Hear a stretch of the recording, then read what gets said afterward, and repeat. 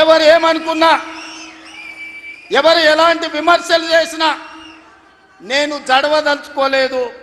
నేను చెప్పదలుచుకున్నా, ఆనాడు శ్రీమతి ఇందిరాగాంధీ గారు ఈ తెలంగాణ ప్రాంతం నుంచి ఒక పివి నరసింహారావు గారిని, ఒక మర్రి చెన్నారెడ్డి గారిని, ఒక పి శివశంకర్ గారిని, ఒక వెంకటస్వామి లాంటి నాయకులను అందిస్తే ఈ తెలంగాణ ప్రాంతానికి అన్న ఎన్టీ రామారావు గారు ఓ మండవ, ఓ తుమ్మల నాయకత్వాన్ని తెలంగాణకు అందించిండు.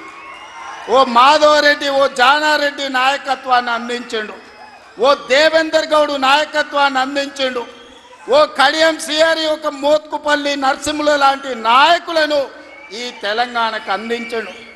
అంతెందుకయ్యా, ఈనాడు ఉపన్యాసాలు ఇస్తున్న బీఆర్ఎస్ నాయకుడు కల్వకుంట్ల చంద్రశేఖరరావుకి రాజకీయ భిక్ష పెట్టింది ఎవరు?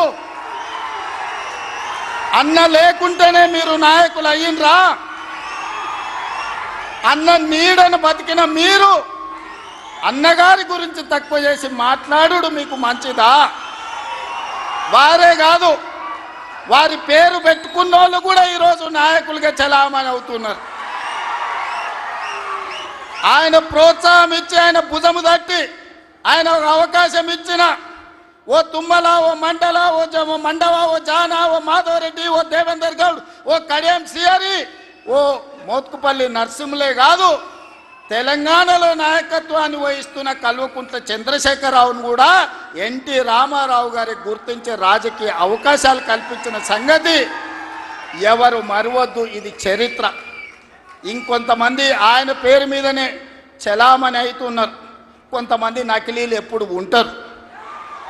వాళ్ళ ఆలోచనలు ఎట్లుంటాయో కూడా మనం చూస్తున్నాం.